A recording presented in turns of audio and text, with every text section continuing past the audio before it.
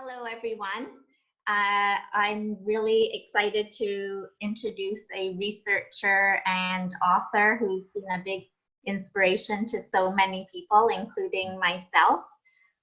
Dr. Hanson is the author of Mother Nurture, Hardwiring Happiness, which is one of my favorite books of all time, Buddha's Brain, and he has a new book coming out, which really excited about, called Resilient: How to Grow an Unshakable Core of Calm, Strength, and Happiness. So welcome. Thank you so much for joining us.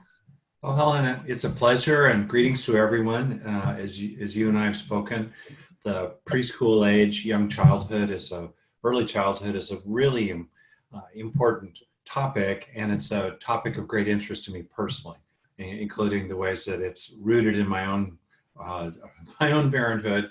My wife and I have two kids now; they're 30 and 27. So the preschool years, all grown up. back in the day, although pictures of the preschool years line the hallways in our home. Yeah. So, Those never go away, do they? Yeah. So maybe first of all, you can just tell us a little bit about your journey into mindfulness and how you got involved in this and started researching it and writing books, and you became one of the world's best experts in this field. So I don't know about the world's best, but well, the short answer is that as a child, I was aware of a lot of unnecessary unhappiness around me. And I think many children are. They may not be able to put it into words, but it's useful as adults to reclaim what we knew when we were little, to hold it in perspective, but still to really validate what's useful about it. So as a little kid, raised in a normal family in Los Angeles in the 50s, basically, and 60s, I was just aware there was a lot of unnecessary tension, stress, bickering, anger, fear in the kids and the grown-ups. I would watch the grown-ups doing their thing, also inside my family. And there was this poignant, wistful longing to understand why it was and what to do about it. And I didn't know because I was a little kid, but I wanted to, this is... You noticed it, yeah. So that set me on my way. And then I landed in college. I was young. I was very young going through school. So I was young when I got to college. And it was the kind of the height of the human potential movement, 1969, early 70s. And I thought, this is fantastic. Wow, how wonderful. So I got really interested in personal growth workshops and new ways of looking at things. And then at the end of college, I became exposed to meditation, especially through the lens of the Eastern traditions, but also some Western traditions as well. That was 1974. And I thought, wow, this is a very penetrating X-ray into our psychology, our mind. And also, if it's of interest to someone, and it has been to me, this is also about the possibilities of something transcendental, outside the frame of even this extraordinary natural material universe. Pretty cool stuff. So that gives us two things there. We have psychology and we have contemplative wisdom in my early 20s. And then increasingly coming online in the 80s and then onward has been this explosion of information about the brain, the 3 pounds of tofu-like tissue inside the brain that constructed moment to moment our experience, including the experience of our children. And when you know a little bit about how that brain works, you can tune it, you can train it, and you can heal it. And you can also take into account certain vulnerabilities it has, especially including in young children. Vulnerabilities, for example, to overlearning from negative experiences, being overly impacted by that. And by understanding how the brain works, you can guide and direct and train and protect it in wonderful ways. So to finish, I think of what I do as at the intersection of 3 circles. So the circle of psychology, the circle of neuroscience, the circle of contemplative wisdom. And at the intersection of those 3, I think there are lots of very useful, practical, wise, grounded in science, insights to be had, and methods to be developed and to cultivate wholesome, powerful, effective, resilient qualities of mind and heart in our children and in ourselves. Yes, I totally agree. So passionate about all of this and learning from you and so many others. So I know you did your thesis working with toddlers. Yeah. I think it was on controlling uh, and I was wondering if you could just explain a bit about what you learned about controlling gratification Yeah. and what strategies parents might take from your research. It's a deep topic. So children arrive and then all hell breaks loose, right? And so everything goes fine when you have little children as long as everyone wants the same thing. So if everyone wants to eat cookies, it's all fine. If everyone wants to take a red truck from a little brother, everything's fine. But it's when parents and infants, toddlers, children want something different that that's when tension increases, and that's where issues arise that can have negative impacts on everybody. So the question is how to manage that skillfully. And let's be really clear, children starting in utero, literally by around the 5th or 6th month, certainly by the 7th month, inside the womb of the mother, the children, we, all of us, can be affected by our experiences. And certainly from birth onward, infants and toddlers and preschoolers and older children are very affected by their experiences. So how can we think about the experiences they're having and guide them as usefully as possible? There's a famous saying in neuroscience: neurons that fire together wire together. In other words, repeated patterns of experience leave lasting traces behind. And as someone with an interest in the issues of childhood, such as insecure attachment or opposition and defiance, or issues around regulating their own emotions and temperament, like spirited ADHD territory stuff, if you care about that, then you've got to care about what children are learning. So I got interested in this technique that I think saves so many parents, in which I call it switch and engage. The kid wants something that's a problem. Instead of yelling at the kid or thwarting the child's explorations and ways of engaging the environment to become more competent in it, instead of just shutting down the kid with maybe a lot of anger, the parent guides the child to a better, more appropriate want or thing to do. Not the steak knives, how about the spoons?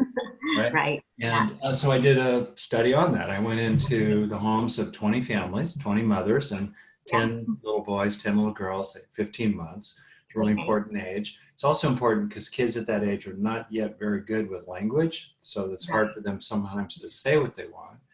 And what I found in my research is that parents who used this method of acknowledging the want of the child, but then guiding the child to something more appropriate, we're able to reduce negative affect, so less fussing, less anger, less sadness, and also we're able to increase compliance. Children became more cooperative when they were not resisted directly.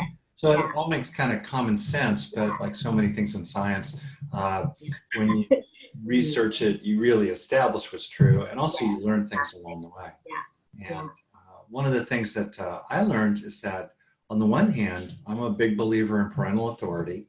You need to have, my theory of parenthood is summarized as big pasture, real fences. Right. Okay. Yeah. I love And that. I thought the real fences part is very important, but there's a lot of research that suggests that many parents over control their children for various reasons. And what's more effective is to kind of work around the child, work with the child, where you're willing to say no and you're willing to educate the child around what is better to want, but you do it with very little anger or shaming or over suppressing of the natural wants and emotions in spirit of the child. You don't want to crush the spirit of the child. And so learning how to offer alternatives and then engage the child with the alternative is a very skillful thing to do.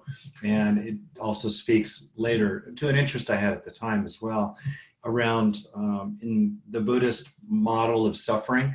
It's very psychological. It says basically, yeah, we suffer, and we suffer at bottom primarily because we crave things. We're disturbed, we're driven, including in very subtle ways.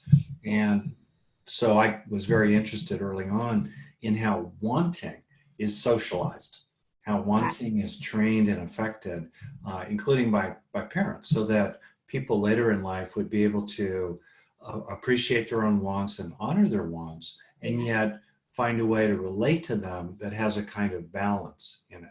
Right. Yeah. That actually is to feel already filled up from the inside out. Just counterintuitive, but really quite profound. Yeah, that's wonderful. And like you say, so many of the strategies they seem common sense or very simple, but it's actually a matter of implementing them, isn't it? And I think a lot of parents say to me, oh, I forgot to do it, or in the moment I couldn't remember how to deal with the situation. So do you have any strategies to help parents kind of, if their toddler's having a temper tantrum, or they're feeling the stress themselves, and they don't know how to manage that? Well, well. Now we're in the money question, right? Yeah. So the way I think about it, and so about myself. So I'm a parent, I'm a dad, and I'm a psychologist as well. I'm a therapist, and I've worked in a lot of preschools, and I've also worked with families, and I'm pretty knowledgeable about the infant stage of development. So it's in that context that I'll say something. What strikes me first is it's helpful to distinguish between what you do in the moment when the oatmeal starts to fly, and what you do off stage to develop yourself and lay a foundation and so forth, so that when the oatmeal is flying, you're able to be more effective with it. Personally, I think the most important thing to focus on is what we do off stage, how we develop mindfulness, compassion, clarity, skillfulness, calm, and happiness, and a strong relationship with our partner. How we develop that as much as possible off stage, how we educate ourselves, how we listen to people like you, how we talk to the preschool teacher to get ideas before it gets crazy. Because when it goes crazy, it's hard to do. Kids are coming at you, you're tired, you're irritated, your back hurts, your partner let you down and didn't do the dishes, and whatever. And then your mom's on the phone. Why don't you be a better parent? Like, that's hard. So we train off the field for then what happens on the field. And so I just want to say that. And there are a variety of things people can do when they're not in the middle of the situation to build up in their brain more sense of calm, more sense of happiness, more perspective, more skills, so that when things happen, they're more capable. All right, that's said. Now let's say you're right in the middle of it, and for me, there's several things that are really useful to do. One is, obviously, if it's a true emergency, do what you need to do. Grab the kid, pull the kid back from the truck, stop the big kid from hitting the little kid, whatever, just, no, you cannot put the cat in the garbage disposal. No kittens in the microwave. I'm joking, right? She's, okay. But then after that, buy yourself some time. Slow it down. Pause. Take a breath. Study the situation. See what's really going on. Notice how you're feeling yourself. Maybe your own reactions. Like there are many moments for me in which it was really useful to know. I would tell myself, Rick, you're really irritable right now. You just argued with your wife. You just had a long day. You have a headache. You're really prickly, Rick. So especially don't add your stuff to the situation. On the 0 to 10 scale of how bad the situation is, it's only a 1 or a 2. Okay, there's milk all over the kitchen floor. That's a hassle, but it's a 10-minute problem. It's not a 7 or a 10. So if the real issue is a 2, be careful that you don't let your irritability or impatience or frustration or other issues with your boss or your partner, don't let those factors take what's really a 2 and send it up to a 7 in terms of how you react to the kids. So slow it down. Buy yourself some time. I think it's a really important thing to do. Yeah. Second thing I think that's really important to do is to see the child as a real person. I had so many moments with our kids when they were young and feisty and so forth. I would see them hijacked by their own reactions. They too get caught up in anger and fear and hurt feelings. But I would try to see that there's a precious little being over there. And they're not usually deliberately trying to drive me crazy. They want what they want. They're a real person. So that for me is the second thing, to try to see the whole person and to see this vulnerable little child. So that's the second thing I think that's really helpful. And then I think a third thing that's really helpful is to, how can I put it? It's to focus on the specific narrow problem. This is classic advice. Rather than shame the whole child or criticize the whole child, criticize the behavior. Bobby, you spilled milk on the floor. You got to be more careful next time. Okay? Now help me clean up the mess. It's not that, oh, Bobby, you're always making mistakes. Oh, Bobby, you're a bad boy. Oh, Bobby, you're just like your father. What a jerk. No. Exactly. Bobby, narrow and specific and focused. Bobby, you spilled milk. Maybe, Bobby, next time, be more careful. Or maybe, Bobby, don't just play with the milk. Milk is food. We don't play with it. I don't, whatever the information, whatever the lesson is to get across to Bobby. And then, it's very important, move into repair. That would be my fourth suggestion. So first, slow it down. Second, see the whole child. Third, focus on the narrow behavioral issue for what it is. Don't make it bigger than what it is. And then 4, move into repair. It's scary for Bobby, for mom to come to be mad or upset. Or Bobby may feel angry at mom, or they're bad feelings. There's anger, there's criticism, there's disappointment, there's the feeling that there's something wrong with you, kid. Like, I want to move on from that and get back into good relations with each other. Like, Bobby, okay, we're going to clean up the mess, and then I'm going to read you a story. Or Bobby, we're going to clean up the mess, but then we're going to get in the car and go to the store and get some food, and let's talk in the car or something. Try to move into a repair.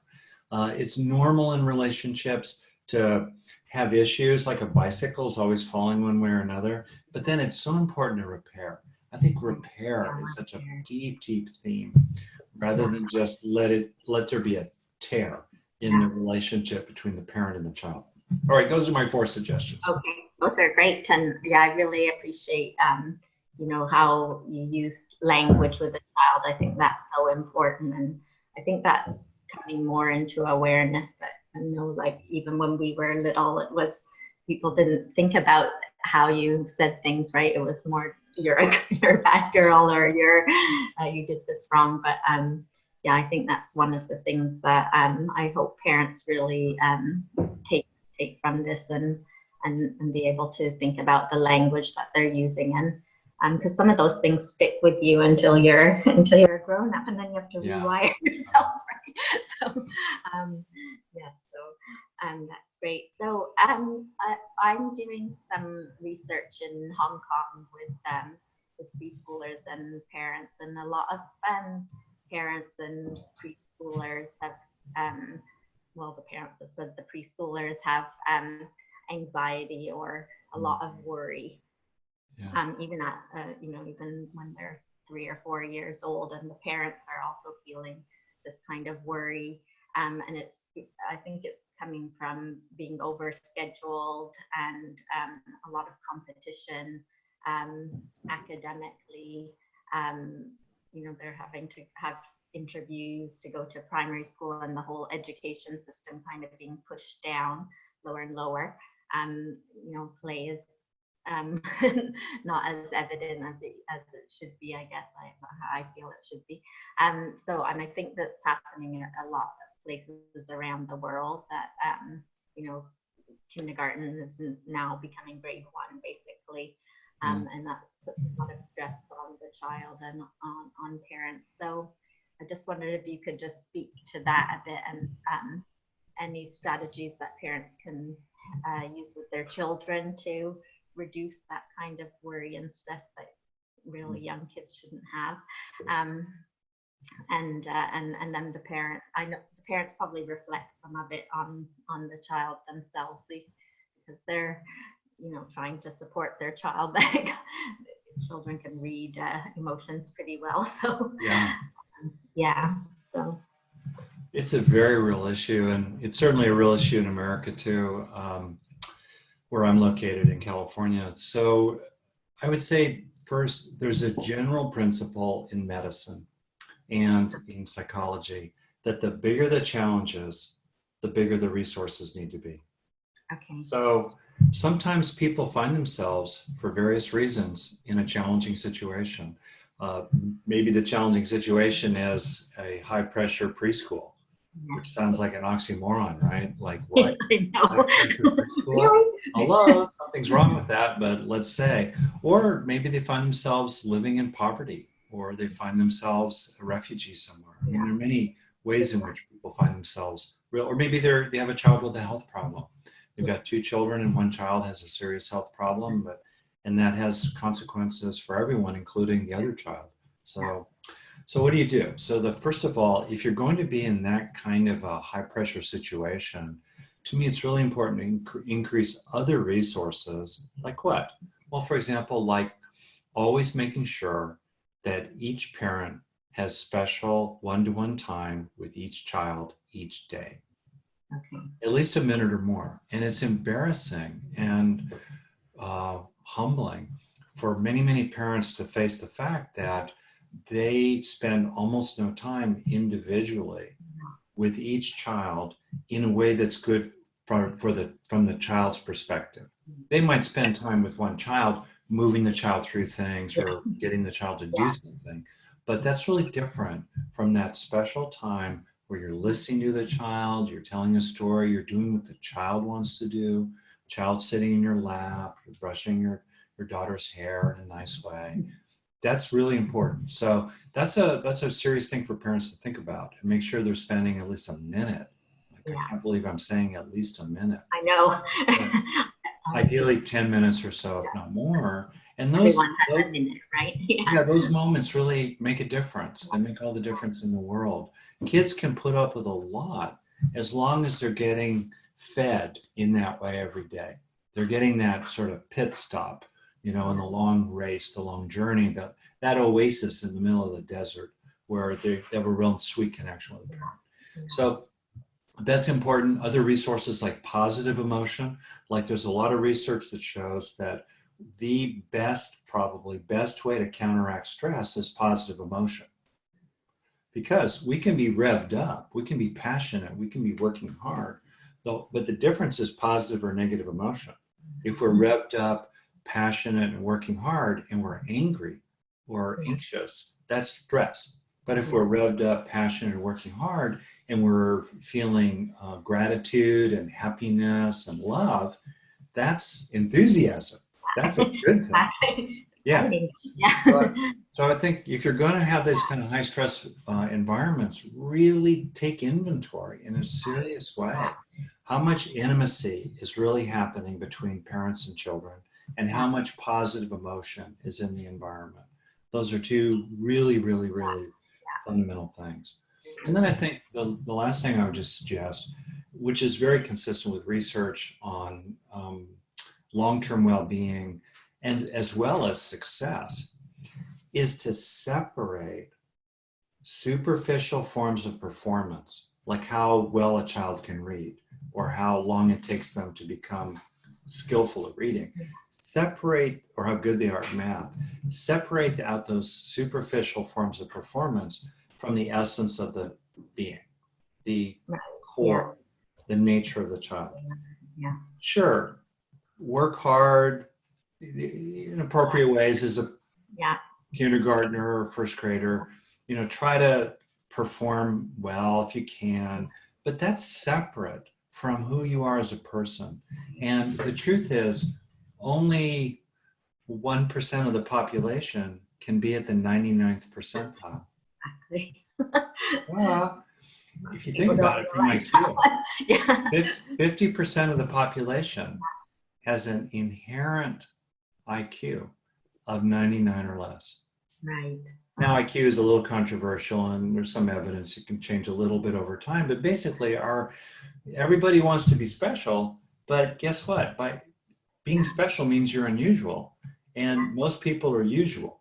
You know what I mean? And so I think that long term, there's a lot of research that shows that what we really care about at the end of the day is our own personal happiness and the contributions we can make, and our growth and learning along the way. For me, those are the three great categories of values: quality of life, contribution, and learning, including spiritual learning. All right. Yeah. And much research shows that when we jam children into these high performance environments with a lot of criticism of them, and a lot of private internal self-criticism through comparing themselves to other kids, and a lot of disappointment, that is not good for long-term health and well-being, and it's not even good for career success. Right. The kids who often do really well and make major contributions in their career are the kids who relaxed a little more when they were children, and became creative and playful, and they maintained their love of learning. Learning is something that should be delightful, not drudgery. I've known a number of kids who went to college who came up through this high intensity, high pressure environment. And when they landed in college, they just fell apart. Right. They no longer had that external structure. They were an adult now. They just didn't see the point. What's the point? And it was actually the kids who were more relaxed in school and still had that passion and that love of learning, but then when they land in adulthood, really take off from the inside out rather than being pressured from the outside in. So that's the last thing I would just offer here, is a sense of perspective for parents and teachers, and gradually children themselves, to really take the long view, and to realize that very often people are chasing these very superficial increments of achievement. You're getting into this college rather than this college. Getting this 98th percentile score instead of a 95th percentile score. And okay, do the best you can. I did well in school. I try hard. I work hard. But those increments are so small compared to the big increment between feeling good about yourself and that you have value as a being, and feeling bad about yourself as a second-rate failure. I think that's so important, isn't it? And I think you touch a little bit, a lot in your book, Hardwiring Happiness. I think about those little things that we can do every day to make big steps in our happiness. So maybe you can just share some of the strategies that parents can use, and also things that maybe they can do with their children to start them on that pathway as well. Build the good neural pathways. That's right. So it's all very practical. So let's say you start with a child who's anxious, or let's say you start with a child, whether or not the child's anxious, you also want the child to develop self-control, be able to regulate their feelings, control their impulses, and regulate their attention. Let's say you want that. And let's say also you want a child who develops a sense of happiness inside, and gratitude, and appreciation. All right. So these are, or let's say for a child who's anxious, you want to help that child be able to relax and feel strong and safe to be less anxious. All these things I've said are like muscles. Self-control, Gratitude, being able to control your attention, mindfulness, being able to feel calm strength to manage anxiety. Those are all muscles in a sense. Those are capabilities of various kinds, psychological capabilities, resources. Remember I said we need to raise resources? I think of these as inner strengths. All right. So now this is the good we want to grow. And you can think of the same as a parent. Maybe you want to grow more patience, or you want to grow more feeling of being loved by your partner, or you want to grow more sense of confidence that what you think matters and what you need matters in your family, and you're entitled for other people to support you and do their job. Okay, you want to grow these things in yourself, let's say. Yeah. How do you grow the good inside? Yeah. That's the magic question. And Exactly. I did not invent the answer. The answer is known in neuropsychology and the literature, except most people don't think about the implications. So the answer is very simple. Whatever you want to grow is grown in 2 steps. And you must do both of them. One is not enough. Step 1, you must experience what you want to grow. If you want to grow gratitude, you have to experience gratitude. If you want to grow a sense of strength inside yourself, you have to experience strength inside yourself. If you want to grow a feeling that your needs, the belief, if you want to grow the belief that your needs matter in this family, you need to have that belief. So we start with what you want to grow. And then, very important, we have to turn that experience, which involves some kind of activated pattern of neural activity, we have to turn that experience into a lasting change in the body, especially the brain. Otherwise, no learning. No change in the body, no learning. Oh, very important, isn't it? Yeah. Bam. Any kind of learning, whether including you're a school teacher, you want to help your kid learn how to cut bread or paint or read a book. Any kind of learning involves change in the body, principally inside the brain. And so the question becomes then, how can we help the good experiences we're having of what we want to grow, or how do we help those experiences change the brain?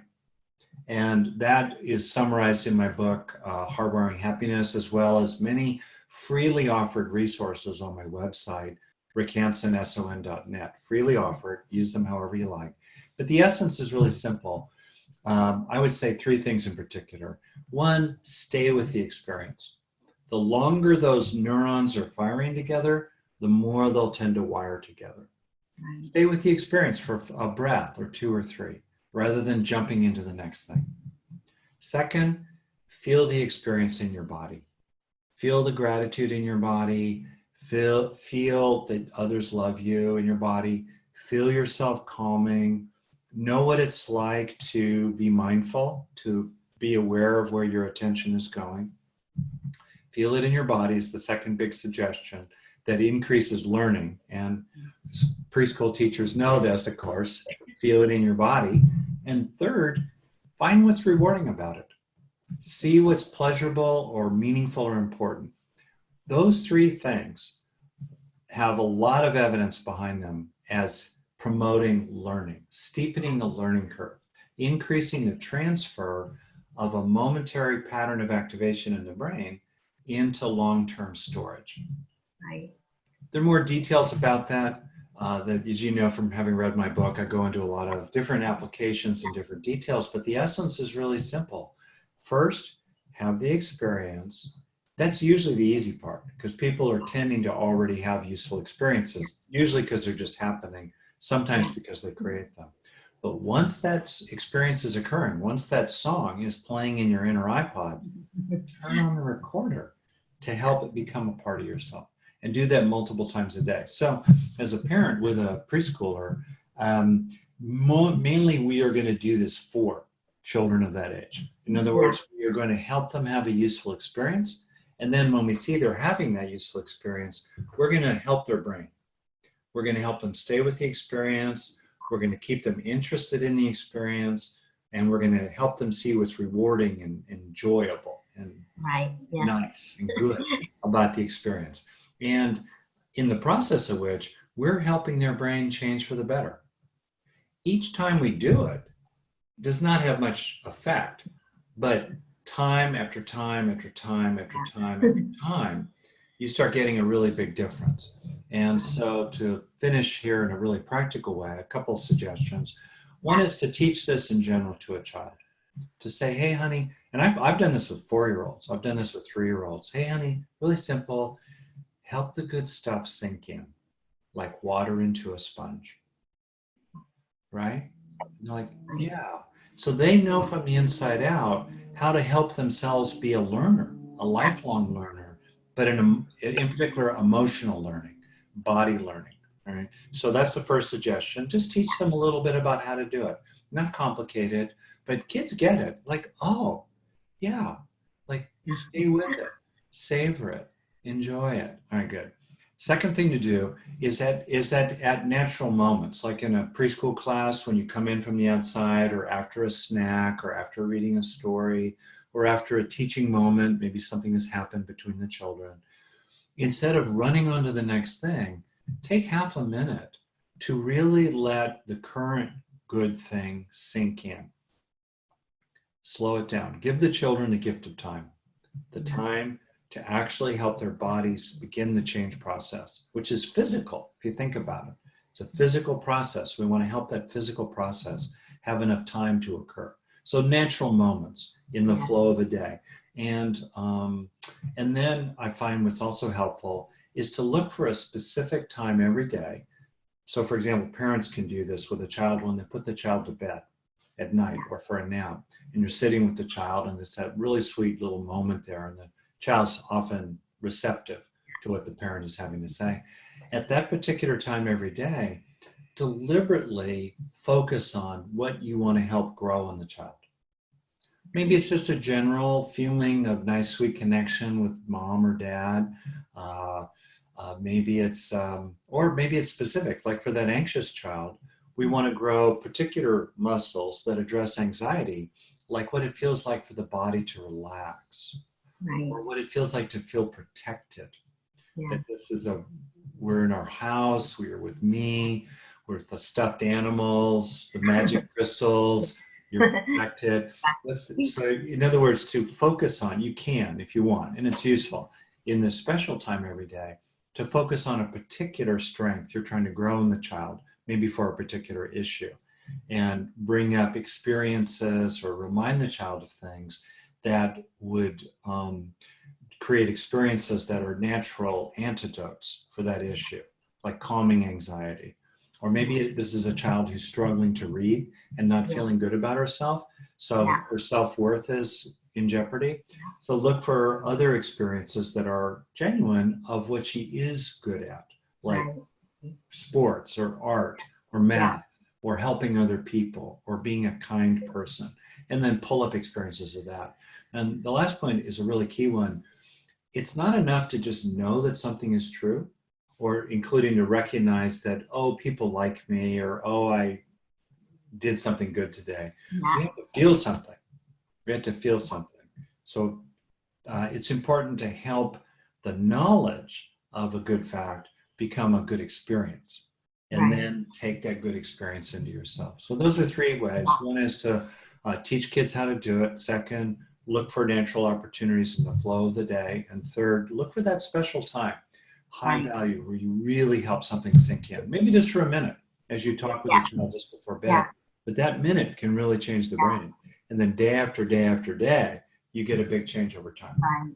Yeah, I love that. Just, I mean, it's all small moments, isn't it? And just building on them and creating something really special in a child's life. So just before we end, I was just wondering if you could just tell us a little bit more about your new book, Resilient, which I think we also come across a lot of children that seem a bit have a fear of failure, or at a young age, maybe because of some pressures in society, or parents that are fearful, maybe, or going through different things in their lives, like divorce or death of a family member, and how can we use the tools of being resilient to help us lead happier lives? Well, that's a Thank you for that question. And to go back to the previous point, you're so right what you said. Lots of little things add Yeah, up over time. And I find that incredibly helpful. The big things can sometimes just be too big, but there's always a little thing we can do in our lives today that would help make things a little bit better. So, yeah, resilient is a word that people are using a lot these days, or resilience. And the real essence of it is that when challenges come, yeah, we don't drown. We're yeah, not overwhelmed by them. And therefore, we need resilience both for the worst day of our life, but we need resilience for every day of our life right. because every day challenges come. That's Children change. true. Yeah, traffic jams, money Washing problems, health out issues. today. Yeah, the sink starts overflowing. Like, stuff, people, other people, all these things with other people. So, how do we find that stable, unshakable core of Right. calm strength and happiness? That's the essence of Yeah. resilience, that unshakable core inside yourself. You might be pushed, you might be kind of rattled, you might get irritated or worried, but in your core, you Yeah. can deal with all Right. this. And so what my book's about is using the methods I talked about here. Positive neuroplasticity is the term. Using the methods of positive neuroplasticity to grow the strengths that give us that unshakable core of calm, strength, and happiness. And with children, we can do that very deliberately. We can help our children acquire those inner strengths that make them feel like they're not going to be overwhelmed by what happens. We can help our children grow strengths like determination, uh, a Yeah. sense of willpower. We can help our children develop the strength of knowing that you can have painful feelings, but they won't overwhelm you. So you don't need to be afraid of them. Yes. Yeah. So, for example, you said fears of failure. Um, if if you have the strength inside of confidence and self-worth, you're willing to risk failure. Yeah. You don't like it, and when it happens, it feels bad for a little while, but inside yourself, you already have a lot of strength. Yeah. To use a little bit of a metaphor, I think about taking a bowling ball, Yeah. right? If you drop a bowling ball in a bucket, in the water in the bucket, all the water goes out, right? Right. So if you take, for a child or an adult, an experience of failure, let's say, Yeah. and that's a bowling ball, and the bad feelings around it as well of inadequacy or disappointment, all right? Yeah. If you don't have many resources, it's like you have a small bucket, Yeah. and that bowling ball makes a huge difference. But with time, if you grow the resources that become like a swimming pool or a lake or the ocean, and then you throw the bowling ball in the lake, well, it's a bit of a splash, but it doesn't create so many waves. It doesn't shake everything. And so one of the things that I would emphasize, it's easy to think of what we're talking about as like positive psychology, be happy. Yeah. Well, I think it's much deeper than that. It comes from thinking about life as a long journey, and one with many challenges, many wonderful things, but also many challenges. And even to get the wonderful things, you have to be resilient. You have to grow your business. You have to get through college. You have to maintain a long-term relationship, let's say. You have to deal with issues. So to get the good things in life. Yeah. So I find what's really what drives this for me is not positive thinking, but more like, whoa, they're challenges, they're problems. We got to get strong. We They're got to not going build, away, right? yeah, we got to build resources inside ourselves. And what also motivates me is something I said in the very beginning, because we have a brain that's really good at becoming angry and scared and sad. And stressed. It's really good at overlearning from negative experiences. That's the negativity bias of the brain. I say it's like Velcro for the bad, but Teflon for the good. So if we want to help our brain, which is like Teflon for the good, to learn from the good, and if we want to help our brain gradually become like Velcro for the good, so it really sticks to us, then we got to take it seriously. We got to train the brain. We got to, like I said, give it half a dozen times a day, less than half a minute at a time, but still real, where you're registering something helpful.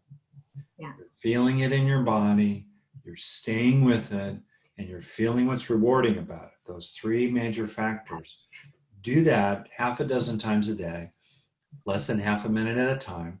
That's less than 5 minutes a day, but it will change your life, because every day when you go to sleep, you will be a little stronger and a little happier and a little wiser than when you woke up in the morning. Yeah, I love that. That's awesome. Yeah.